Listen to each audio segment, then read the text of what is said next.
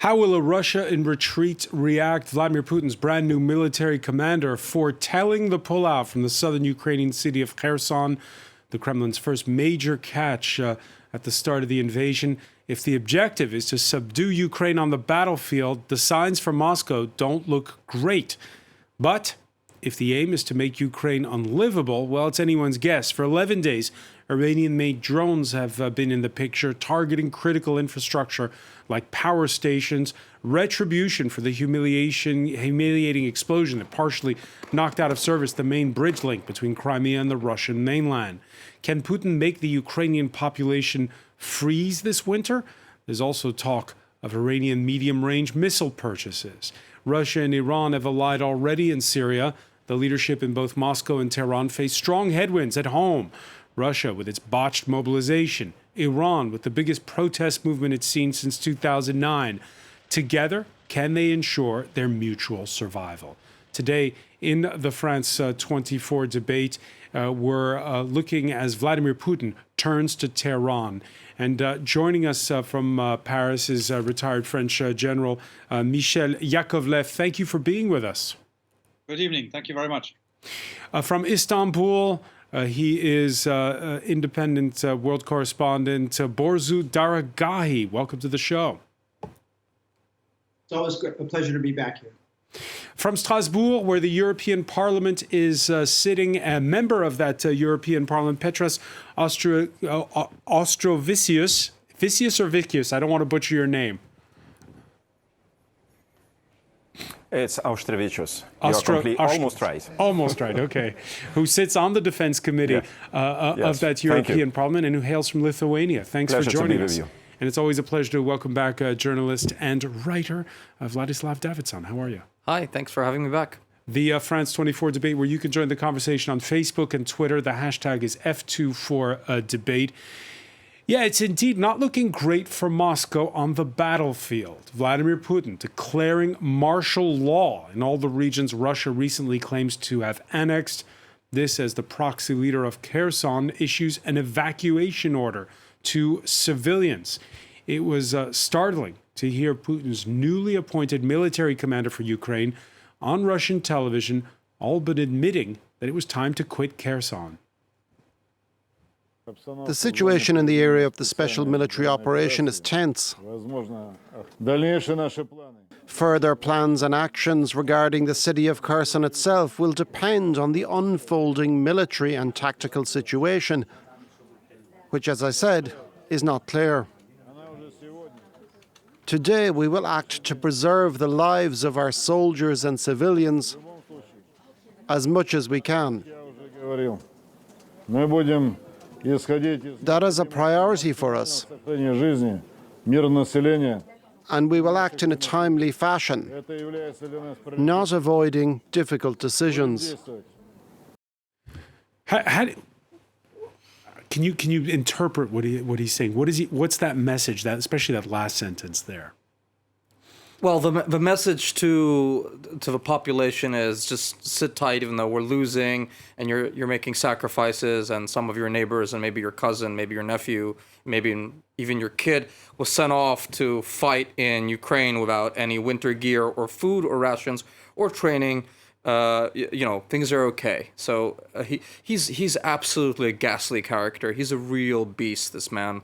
This general that they put in, he's known for barrel bombing Aleppo, that kind of thing. He's just a really, really, really nasty character. He personally, ran one of the tanks that ran over 3 people in 91. He's known for having one of his subordinates shoot himself in his office after getting chewed out. This guy that they put in to take over the operation when it was going really bad, he's a beast. He's just a barbarian, even by the standards of really brutal Russian generals. This is the guy you put in when you really want to make the civilian population suffer.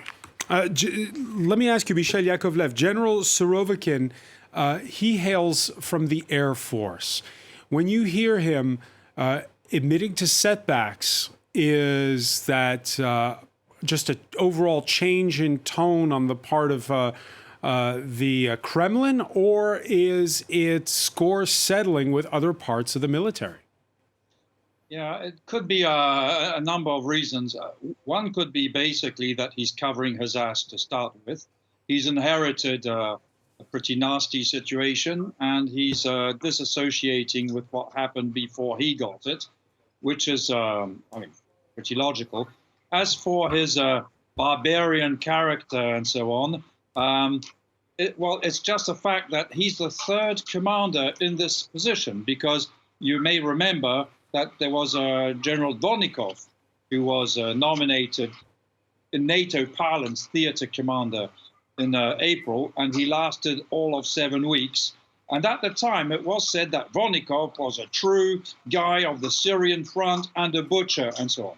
After him was a less well-known general called Zhitko, who's been put aside by now Surovikin. So it looks like they have a good generation of butchers, and they just put them in command one after the other. I'm not sure that this one is far above the others on that standard.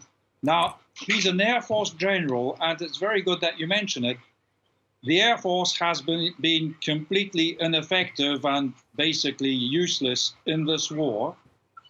But I suspect the war is perceived in Russian mentalities today as being lost by the army. So it may be that it's easier for an Air Force general to take over an unsuccessful army force than for a general from that force, land force in this case. Petros Ostrovicius, when you're in Lithuania, you have Kaliningrad, in other words, a Russian exclave right on your border. Are you surprised at how badly it's going in Ukraine for the Russians? Well, in one way or another, it's not a big surprise. It's a giant with clay legs, I would call it. Nothing new. Russia simply demonstrates bad performance from one century to another. It's non-systematic state, which usually neglects individuals, don't care about people, and tries to profile some so-called great policies or initiatives, which have nothing to do with ordinary people. And when it comes to the mind of people, so they probably return same quality performance as probably they are given back from the state. Simply nothing. So that's why, we've been telling and telling for decades that we overestimate Russia as probably by somebody recommended to be a strategic partner even with the European Union. They are not up to European level. They don't act accordingly. So it's a country which had probably a lot of money out of the this kind of gas and oil, but it never went back to the quality of living, of education, or to culture. Everything was just for demonstrating, so to say, strength, ambitions, and the rest. So that's why looking at the Kaliningrad, which is probably even more neglected than the average of the Russian Federation, because I have to remind you that Kaliningrad was really probably third after Moscow and St. Petersburg as a kind of prestigious place to get a living in. But if you look at the infrastructure, if you look at the quality of life in Russia, I would probably say it's a country of the first part of the 20th century. It's never was up to Europe average. So that's why I'm not really surprised. Not really surprised. And we heard Mikhail Yakovlev talk about the fact that the Russian Air Force has so far been ineffective. Lots of attention on Monday's crash of a Russian warplane into a residential area that happened on the Russian side. a Sukhov 34 bomber coming down in the port city of Yeysk after one of its engines caught fire during takeoff for a training mission. Those are images of those Iranian drones you're seeing there. At least 15 kills. Enter those drones that we're talking about. And last month, the Russian news agency TASS, quoting a senior officer at a conference, is stating that most homemade drones were not meeting the tactical requirements of the defense ministry. And while both Iran and Russia deny, the New York Times reports that Iran is sending more than drones, it's sending trainers for those drones, stationed out of Crimea. You have this configuration of both happening again while the Russians are on the back foot on the battlefield. Oliver Farry has more. They're Moscow's new trump card in its war on Ukraine. Iranian drones used to target cities such as Kyiv far from the front. Though not particularly sophisticated, the GPS-guided Shahed 136 drones are hard for anti-air defences to detect and can cause devastation where they strike. According to the United States, Iran has delivered 1,000 non-reusable drones to Russia since late August. For Ukraine's president, it's a sign Moscow is desperate. We must remember that the very fact of Russia's appeal to Iran for such assistance is the Kremlin's recognition of its military and political bankruptcy. For decades, they have spent billions of dollars on their military-industrial complex, and in the end, bowed to Tehran to get rather simple drones and missiles. Russia has been tight-lipped on any logistical support from Tehran, while Iran's foreign ministry called the allegations politically motivated and said its stance on Ukraine was neutral. As it's repeatedly said, the Islamic Republic of Iran is not on any side in the war between Russia and Ukraine. The Islamic Republic of Iran has not exported weapons to any party in this conflict. The United States has warned Iran it would impose further sanctions against its weapons supplies to Russia. And we have extensive tools available at our arsenal to disrupt not just Iranian arms transfers, but also to continue to hold Russia accountable for their preposterous acts in Ukraine as well. But Iran appears to be undeterred. The French daily Le Monde reports Iranian personnel are instructing Russian forces in Ukraine, while the Washington Post reported last weekend that Tehran has agreed to supply Russia with surface-to-surface missiles. Borzu Dargahi, we have Iran denying selling drones to Russia, but at the same time, a former commander of the Revolutionary Guards boasting that 22 countries have expressed interest in their purchase. Yeah, I mean, on the one hand, the foreign ministry is denying these sales. On the other hand, there's major figures in the Revolutionary Guard boasting about them. And you even had the supreme leader today saying, you know, a few years ago, the West was accusing us of photoshopping footage about our drones. Now they're accusing us of selling drones that are too effective and too deadly. So which is it? There's a meme going around in which they're basically essentially saying, look, it's just business, and sort of mocking the West's accusations against them. Of course, they are selling these drones. Very likely, they are also employing, because there were complaints that the drones weren't effective enough. I'm sure they are deploying personnel well behind the front lines to help advise and train the Russians in using these. This is not unprecedented for Iran. They did the same thing in Syria and arguably through Hezbollah in Yemen as well. So, you know, this is not a new frontier for them. It is a new frontier for them to be doing this in Europe. Doing it in Europe, and Borzu, you remember that war between Azerbaijan and Armenia? It was Turkish drones at the time that caught everyone's attention, and that proved a game changer. The same Turkish drones that were employed by the Ukrainians against the Russians in the buildup to Vladimir Putin's decision to invade. Now the Iranians, are they going to be able to flex their muscle further?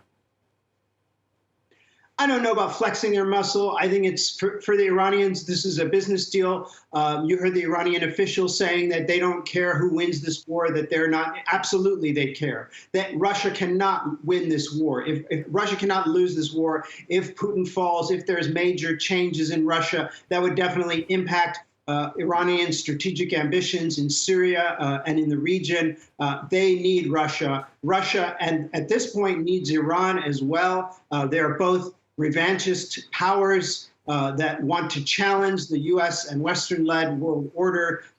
They are both somewhat fading empires that are struggling to maintain their relevance in the world. So they absolutely need each other, and this is a partnership that has only gotten stronger over the last decade. Yeah, and just as the Reuters news agency was quoting sources in Tehran as stating Iran will send more drones as well as surface-to-surface missiles Russia's way. On Tuesday, the UK Defense Secretary stepping out of the political storm at home and jetting over to Washington for an emergency closed-door meeting with his U.S. counterpart, Lloyd Austin. The meeting that took place in Washington, again, behind closed doors. Michel Yakovlev, surface-to-surface missiles. Yes, well, we know that for some time Iran has developed a pretty sophisticated armory and could produce, could sell these missiles to Russia. Apparently, from open source, under discussion is the Fateh 110, which is a 300-kilometer range missile with a warhead of about 600 kilos, which is quite a lot of oomph. And possibly the Solfakar, which is a 700-kilometer range, with a warhead that could be submunition also. So these sophisticated weapons. Returning to the attitude of the Iranians, it's funny that, I mean, they dissociate themselves from the end use of what they sell. Well, in that respect, they're not too different from the Turks about discussing the Bayraktar that they've given to the Ukrainians, nor, by the way, not very different from the Americans who have sold F-15s to the Saudi Air Force, which use them extensively in Yemen. So I think they're playing on our nerves, the Iranians, using basically the same arguments as they've heard from other countries before. Petros Ostrovicius, the European Union Council is staging a summit on Thursday. There's talk of sanctions against 8 top officials of Iran. What are your thoughts when there are these announcements of sanctions? Well, I believe, the European Union, as well as the West in general, simply must react to the new developments or probably acceleration of this kind of the Russian cooperation with other authoritarian rock states worldwide. And Iran is now probably on the top of the agenda.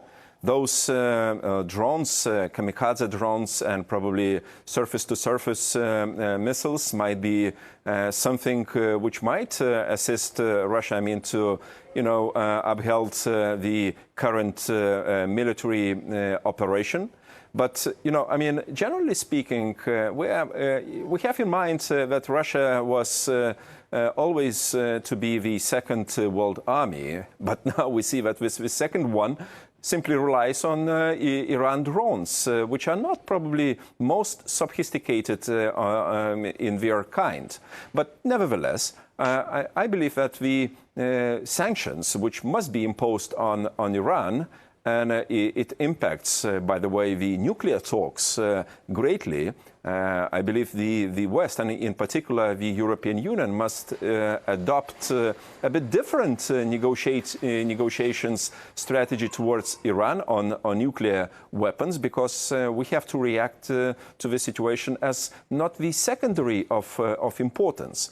And finally, probably should think about the secondary sanctions, since Iran relies on some supply chain, which I understood might be related to China chips and some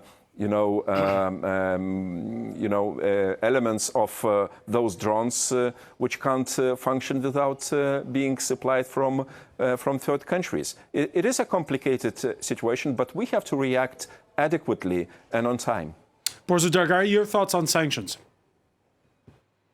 Well, I think that, Iran, that one of the advantages that Iran has, it has been under sanctions for so long. It has learned to, forge alternative supply chains as well as to evade those sanctions. They are experts. They show off. They brag about what effective sanctions evaders they have become over the last 20 years. I'm not sure that sanctions are going to do it. And as a matter of fact, one argument I've heard in Iranian hardline and pro-regime Telegram channels is that, fine, you're going to sanction us and we're going to start selling weapons to whoever we want. We need to make some money. We need to earn some money. You're sanctioning us on this. We're going to sell this. So, they have their arguments. There was a good point made about, reaping what the West sows and our lack of ethics in terms of selling weapons. France, too, should question some of its weapons sales. But, this whole drone thing, it was something the United States started. And when the United States started using these drones to, wipe out people here and there and do targeted assassinations, everyone warned that this could come back to haunt the world as this technology proliferated and became more easily accessible and reverse engineerable. And in fact, that is the world we have today, where everyone has drones and everyone is using them. Vladislav Davidson, you agree? Yeah, I mean, the drones are just a kind of democratic thing now, a democracy of a small d, in the sense that everyone buys them. I know people who fundraise private capital for drones for the Ukrainian army. There are people in Russia who buy drones for the Russian army. It doesn't cost a lot for a small one. A commercially available drone is $3,000-$5,000. And these Iranian drones are quite loud. Your correspondent was saying, Catherine Norris-Tren, and they're scary. They do terrorize people. They do terrorize people. In fact, I know that my friends in Kiev and Odessa already can tell the Shahab 136 from whatever the other one is. They just by the sound. They fly very low. They don't have a huge payload.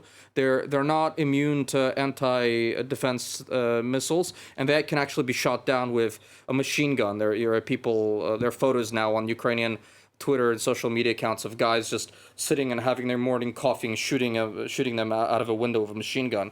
So, they're not instruments of refined warfare. They're actually cheap. They can swarm, and the Ukrainians notably are reporting ever smaller percentages of them actually getting through into Kiev and Odessa, wherever it is they're bombing. So at the start of this, 2 weeks ago, I was hearing that 80% would get through. Now I think it's down to about 20-30%. So the Ukrainians are getting good at shooting them down because they're not very sophisticated. But you can swarm them because they're very inexpensive. So 100 of them, you send, even if 30 get through, that's 20 people's houses that are getting blown up. And it's not houses, unfortunately. A lot of the times it's power. It's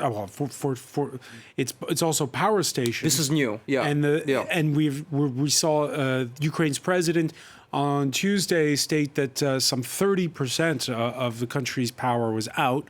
How cold is it going to be this winter in Ukraine? Well, I'm not a meteorologist, but it could, if it's a really bad winter, it could be a bad situation, and Ukrainians will have to make do with rolling light blankets, and it's not great. It's not a good thing, and the only thing that I can say, which is kind of heartwarming, is the fact that the Ukrainians have turned out to be very good at fixing critical infrastructure very quickly in a way that the Brits and the French and the Americans would do well to emulate them. Michel Yakovlev, you agree? Yes, I fully agree with all that has been said. These drones make more misery and may prolong the war, but they will not change the outcome. And they may have a reverse effect on the morale of the Russian soldiers, because the Russian soldiers on the front are basically left on their own, while their political leaders are doing a drone campaign further in the deep that has nothing to do with the predicament of the soldier on the front line. Now, some of these drones have been used, apparently with some effect, on military targets in the Donbass, but for some reason it looks like either they're not very effective or they are countermeasures against them, especially the higher range drones that lead the regime Putin to go to, if I dare say, soft targets in the deep that hurt the population instead of hard targets just opposite his own soldiers that would relieve the pressure on his own army. And we had he may regret. He may regret it. When you say he may regret it, what are you suggesting that that the Russian foot soldier can somehow apply pressure on the Kremlin? Well, the Russian foot soldier is having a pretty rough time and will have a rougher time. And comes a moment where in some form or another, there will be accountability for the Putin regime. These revolutions in Russia and in other countries, by the way, generally start after military defeat, especially when you have the impression that the political side has taken no care whatsoever of your own predicament. and we heard that earlier in the debate, and I fully agreed, fully concur with what has been said before me in that respect. Yeah, go ahead, Borzu. If I may interject, I think that's a really good point. These drones are meant for, just really quickly, meant for, sort of tactical advantage in the battlefield and taking frontline positions and making way for soldiers to move ahead. Instead, they're using them as almost like cheap publicity stunts for the people back home to say, look, see, here's what we did to their power plants. Here's what we did to this apartment block. So they can sort of show off back home saying that the Ukrainians are suffering instead of actually trying to win a war. It's perplexing. Yeah, and there's also our correspondent in Kyiv this Wednesday, and I'll put it to you, Petros Ostrovicius, stating that it's not just the drones, it's also missiles, and that the German air defense systems that have started arriving took a lot of them out today. Your reaction to that? Well, it's absolutely right point. Look, and why those drones and even missiles are used in a way, we see for the time of being. The Putin's regime wants to increase a kind of terror on civil population. I didn't hear any stories of those drones or missiles hitting, for example, the front line and imposing certain cost on Ukrainian militaries. In opposite, every and each story goes about the civilian kind of infrastructure or energy infrastructure at the best. So that's why, it used massively to create a sense of desperation, maybe among the Ukrainian population. They want to hit, civil, densely populated areas, but I doubt very much, and I have no really any expectation that it might break down the morale of Ukrainian people. In opposite, if you see the reaction of people, if you see the way Ukrainians react, and even fixing those, damages imposed by those attacks, you see something opposite. So that's why. That's a wrong and really very Russian way of fighting any war. They do it in a massive way. They don't count the lives of own people or the opponents, and they do it in an absolutely chaotic way. I don't think it's a sustainable strategy, militarily speaking. The Russian militaries will need hundreds and maybe thousands of those drones if they want to change the course of the war. I'm not sure, I mean, Iran is able to provide as many as the Russian side ask. And, after all, I'm sure that the outcome of this war will be decided on the front line, not on the civilian side. Vladislav Davidson, very briefly on this. Very briefly, I just want to agree with the honorable member of the European Parliament from Lithuania. Ukrainians say, look, you can't kill our troops on the battlefront, so you start killing civilians in Kiev. This is how Ukrainians think. They killed with one of these drones the other day a pregnant woman and her husband. They eliminated an entire family and their entire future. They'll have no descendants. So this is what you do when you can't kill Ukrainian troops on the front line, and it doesn't do anything to make the Ukrainian population, afraid. But it might be unwise to underestimate a Russian president who, if we understand what Mikhail Yakovlev is saying, is probably fighting, if not for his survival, at least for to winning back his legitimacy as a leader who projects strength. Iran right now in the throes of facing a protest movement unseen since 2009. And the two countries who've already worked together. Roll back the clock just a few years to Syria.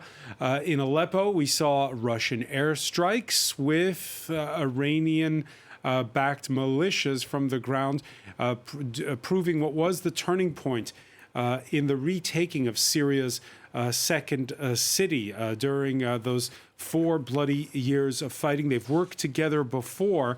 And we had a statement, Borzu Daragahi, that by the foreign minister on Iranian television Tuesday, saying that a long-term cooperation agreement will be finalized before the end of the Iranian calendar. That's to say, in March of next year.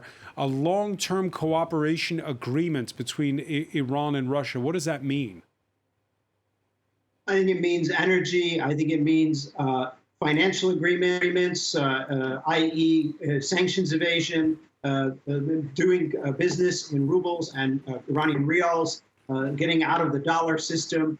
And it means defense cooperation. Iranians have a lot of know-how when it comes to producing weapons on the cheap without relying on the conventional supply chains. And that is an expertise that Russia will need now as it is becoming more and more isolated on the world stage and lacks access to banking as well as technology tools. And at this point in time, Iran has seen off many a challenge. What do they get in exchange from the Russians? I mean, they get that Security Council vote in case the nuclear issue ever comes up. I was asking about this. I was talking to some Russia experts about this partnership between Iran and Russia, and what could Russia offer Iran? And it doesn't have to do a lot. It's just when that vote comes up as to whether to punish Iran on its nuclear program, if it does decide to ramp up its nuclear program, bring it even closer to weapons capability than it already is. All Russia has to do is just to, vote no at the Security Council and veto any lasting punishment. Mikhail Yakovlev, was the Iran nuclear deal already dead and gone, reviving it, or are these drones the death knell? Quite frankly, I think it was dead already and has been dead for some time. Attempts at resuscitation, I don't think they take us very far, and I'm not sure the drones will change much in that picture. But from what Borzu has said, it leads me to a thought that we have a beggar state, which is Iran, turning to Russia, and now we have Russia as a beggar state turning to a beggar state, to each other. This alliance of the malcontents, as it's called, those that reject the so-called world order, which is not much of an order, but there is an attempt. Let's say the Western-led way of things, international system, they are beggars, going to other beggars, and that's why I believe that the Putin regime will fall ultimately. He is fighting for his survival. This has gone too far. Petros Ostrovicius, when Russia invaded Ukraine on February the 24th, the Baltic states, including Lithuania, said this is not just an existential threat for Ukraine, it's also an existential threat for us. When you listen to General Yakovlev saying on what tenuous grounds right now Russia's president is, do you feel as though that threat has diminished in the last weeks? Not at all. I think the Russian actions and Putin's rhetorics, they go into very much the same direction. Maybe they use different words, different interpretations, but I see no change whatsoever. Seeing in particular actions on the ground, what they do. I mean, they continue killing people in Ukraine with no any conditionality attached. So they continue destroying Ukraine as a state. They continue threatening the West and neighbors. But the calculus at the beginning of the calculus at the beginning of the war was the fear was today Ukraine, tomorrow the Baltic states and all of the former Warsaw Pact nations. Today, is that threat lessened? Well, probably. I mean, we have seen a real strength of the Russian army and morale within the society. And probably about the morale, we didn't speak enough. I see a lot of, disintegration within the society. People don't believe. I mean, look at those, newly drafted persons. I mean, they simply march on the front line being drunken, badly equipped, with no motivation and whatsoever. I think we will come up with the point when some disintegration of the Russian state might begin to be seen. So I think we see less degree of kind of the threat, but let's not forget that we're speaking about the big nuclear power. And the more desperate the Russian leadership will get, probably more threats, even from Medvedev or those, given to speak persons we might hear. So that's why, I think this is about the Western solidarity and unity. If we remain strong politically, we might, prevent even worse things from happening. Michel Yakovlev? Yeah, on the nuclear threat, first of all, I agree with what Petros has said. It's, for me, the Russia as a threat to, in this case, the Baltics, has certainly receded because the tiger is being defanged under our eyes. And I don't think that the regime will be given a second chance. But Petros is right in saying that the nuclear threat, though for me it is a low probability threat, it does not disappear, and it may, in a period of desperation, complete desperation, and the last throw of a dying regime, it may come back to the fore. I personally doubt it for a number of reasons, but I can't discount it. Well, let's hope you're right. Borzoi Dargahi, I want to ask you, you heard there Petros Ostrovicius talking about the threats of Russia's former president, Prime Minister Dmitry Medvedev. One of those threats was Tuesday against Israel, saying, don't get involved in this whole Iranian drone issue. And in point of fact, that's what Israel's defense minister, Benny Gantz, has come out now and said. We're not going to sell any weapons to Ukraine. Your thoughts on that?